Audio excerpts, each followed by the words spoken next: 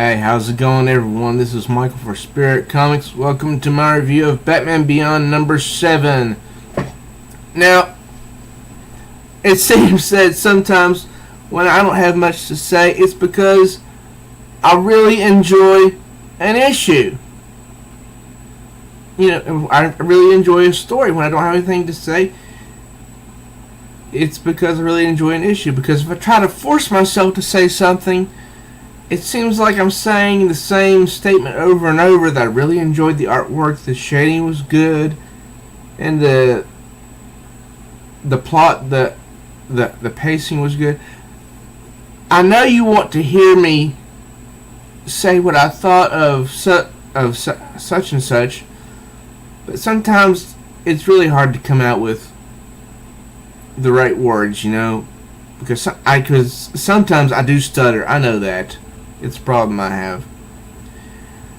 But then, I hate to admit this, when I see something I don't like, it's easier to find the words. Now, I know those of you who do follow my channel, you might either agree with this or disagree. I don't know. It's not, and that's not important. I'm just going to say what I think. This is a good cover. Batman Beyond number 7. This is what I'm reviewing right here. Except, there's one exception. This is Batman of the future, Terry McGinnis. And I'm guessing he's embracing his love interest, Dana Tan. Except, the artist for this time has seemed to have drawn her as a black woman. Now, granted, in the cartoon, I will grant you this, in the cartoon Batman Beyond, which came out in 1999, she was an Asian girl, and she was always more light complected than this. And even in the comic book itself, she is drawn more light. Her complexion is more light than this, and that's keeping with who Dana Tan was in the 1999 Batman Beyond animated series. So I don't know why the person who drew the cover decided to shade her skin more darker. I don't know. That's just, it's like a continuity problem almost. And this behind them is the League of Assassins coming to kill Batman. And the logo reflects the lighting that's that's from the GCPD, the Gotham City Police Department. And oh, here's the variants. That's nice. Yeah, that's one variant. Now we open up to, you know, this is of course decades from now. This is in Wayne Manor. Bruce Wayne sitting by himself, thinking. One look, and he refers to the portrait of his parents, and I feel guilty.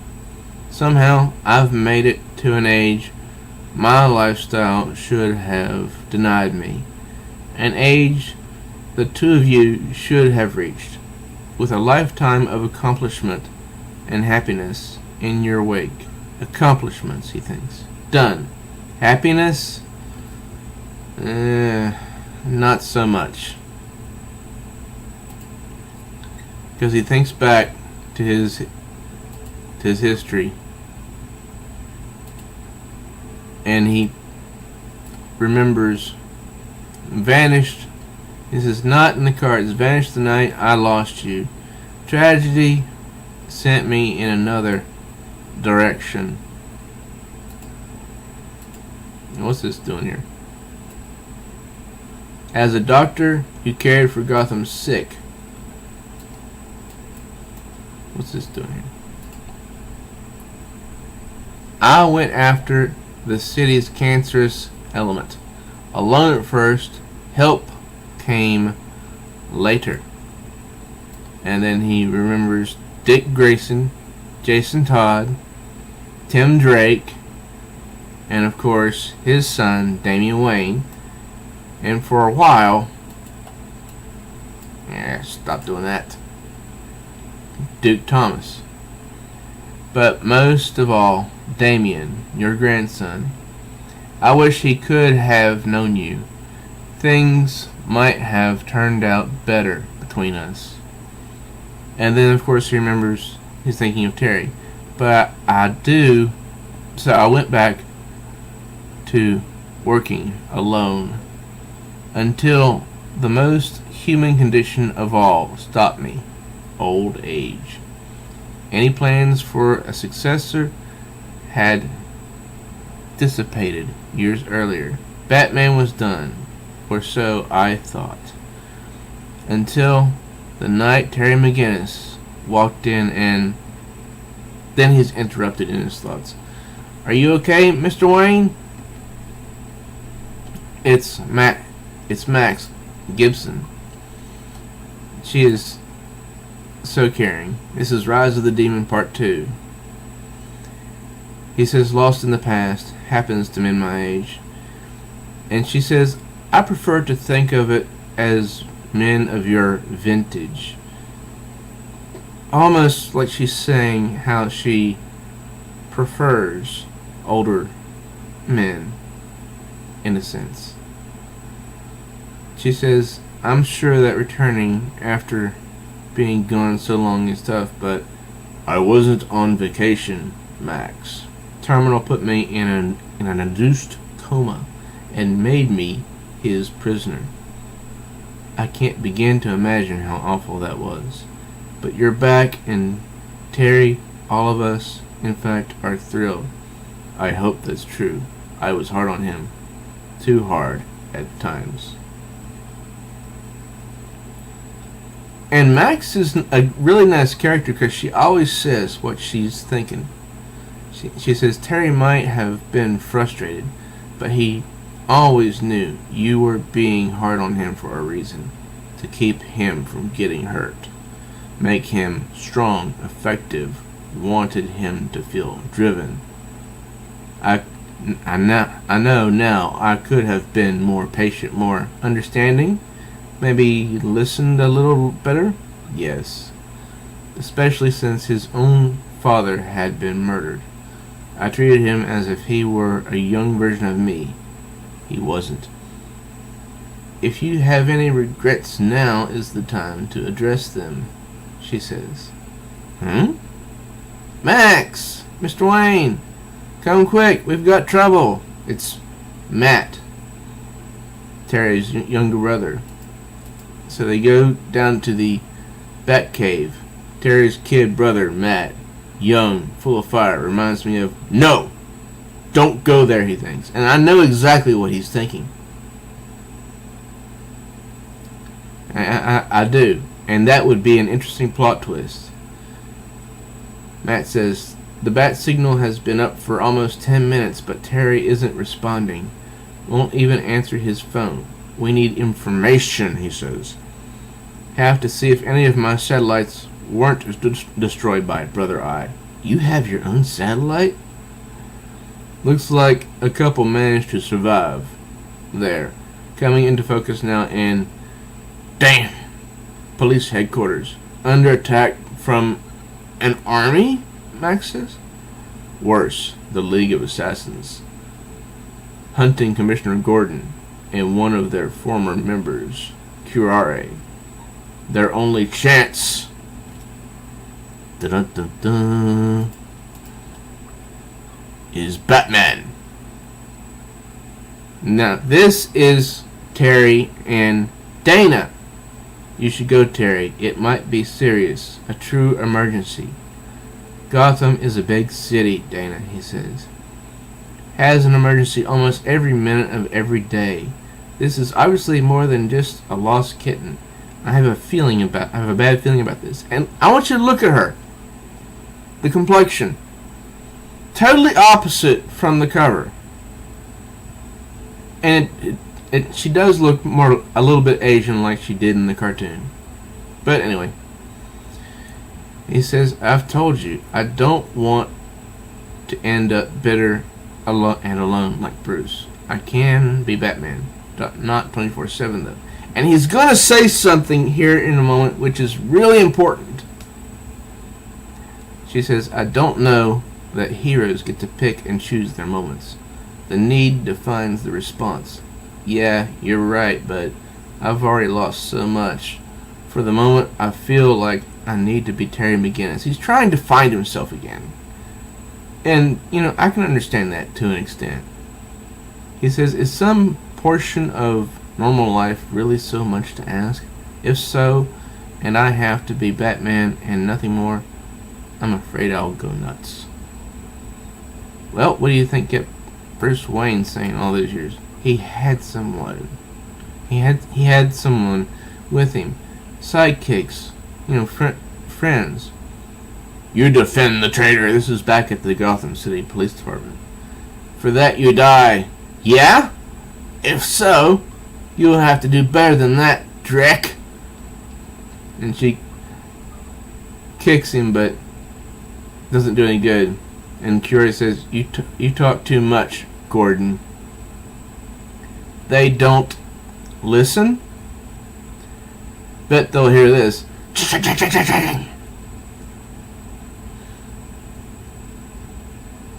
And meanwhile, Terry and Dana are still talking. And here, this is where he says something that is very important. He says, look, I don't want to be selfish. He says, I do not want to be selfish. But yet, he'll find out that he is. He just won't say it in the context of the story. And he goes on telling how Spellbinder messed him up, made him believe that he was somebody else, and made him think that Terry McGinnis was going to be replaced by a mindless slave doing whatever he was told. And now that he's finally has his freedom and sense of self-determination, purpose again, and then he gets an incoming call. Mind you, his call is on a card the size of a credit card. I always found that very interesting. Not now. So he turns off his call. He turns off his phone, which is the size of a credit card. He shut off his phone like a 5-year-old. You have to understand that Terry is trying to rebuild his life, Mr. Wayne. What I need him to understand is that people are dying. I got an idea, Matt says. And he really is a smart kid. I think they should put him into this story more often. QRA, get up. I'm almost clip, empty. No more bullets. We can't stay here. This way. So she starts to run. Stop them. And then she gets hit in the back. Cut the signal. Done. So when the signal is cut, there's another option that there's another way that Terry is able to be reached. He says, look, they shut the signal off. Couldn't have been too important. See, he right now he's being selfish. She says, this time, maybe. One day, though, ignoring a call for help won't end well. It seems to me that who would be calling me at this time of night? And she looks at her phone card and she can't believe it. She says, it's for you. Really? Bruce needs to know when to back off. Terry, you need to see this. Curari and Barbara. What have I done? He realizes he has put others in danger by thinking about himself so much. See, this is the paradox of being Batman. Batman doesn't have a huge luxury to think about himself. Can't. I have him. You are outnumbered. the assassin says. Now, without hope.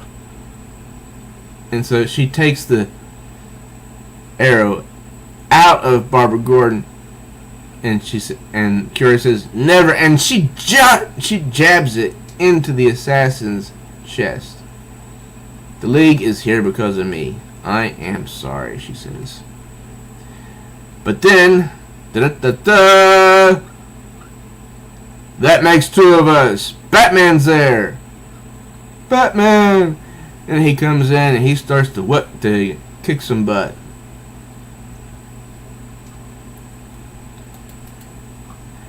And the assassin says, "A minor obstacle." And Batman defends himself, holding up his wrists, I think, or his arms. He says, "You like throwing stars?" I said, "Try mine." And that reminds me of something. I just can't think of what it is. So he throws some batarangs at him, and they kind of bounce off him. And then Terry does the unfathomable. He says, "Fans of Gotham, enjoy the view." He drops both of them off of that building. Something that he would never have done before. Skybridge stopped your fall. Can't win them all. And back at the Batcave, Bruce and Matt are watching this. And Bruce says, "That suit, where did it come from? Surround him. He cannot take us all." And Terry is just going wild. He's kicking butt. But he's losing it. Matt says, "We found it in your vault, Mr. Wayne. It's a prototype. It's a prototype, right? Watch me." "Never to be worn by anyone," he says. "Ever again." Shh, shh. And basically Terry has something that I think is the equivalent of Wolverine's adamantium claws. "Barbara, I'm sorry. If I'd gotten here sooner, I'll be fine, provided the League is taken care of. More. Lots more. Numbers aren't a problem," he says. "If you have a toolbox with the right tools, boom! Just a few pellets and boom!"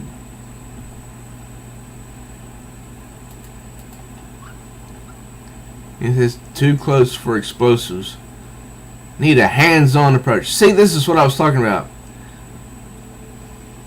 Look at his gloves. Claws extend, almost like that reminds me of Wolverine's adamantium claws.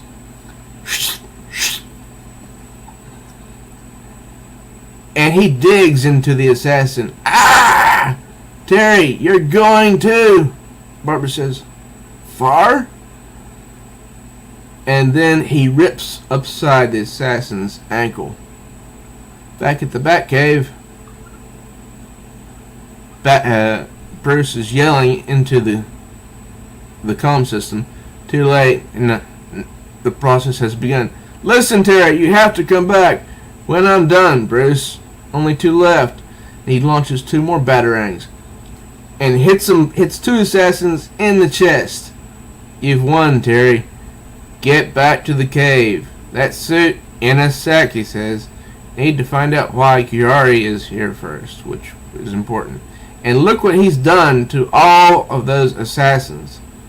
And they're not called the League of Assassins for no reason. He took down them all. When Barbara Gordon and Curie could barely hold their own against him. Curie says, "You must see this. You came this far to give me a vid screen," he says. And at this time, videos can be watched this way, as if you're unrolling a piece of paper. And Curie says, "To make certain you watch it." So he unrolls it, and he watches the video. "Our world is endangered," a voice says. "Overfed, uncaring humans have taken us to the brink. The Eye took their mess and made it worse. He's referring to Brother Eye, which I'm not completely sure what that is. Now the invaders are no longer a factor. And that's the followers. In their wake, we have a magnificent opportunity. Terry says, "Is that one we will exploit?" It is. He's alive. Terry is not happy. Why? We now have the means to purge the septic system humanity has created to reshape the world as we see fit, no matter the cost. Ra's al Ghul is alive!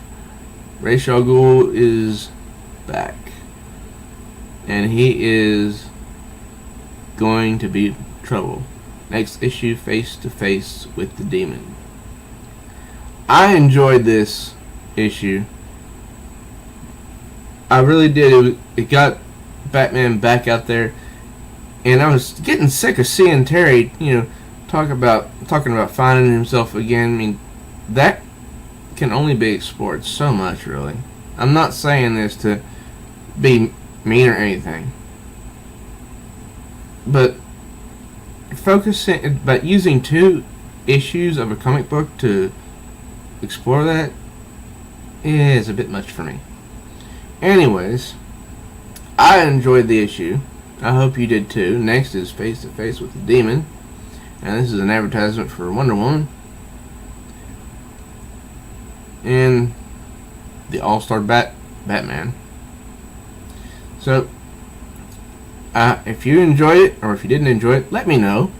Just comment down below. And if you are new to this channel, please subscribe and smash the bell like She-Hulk so you'll be notified of all new uploads.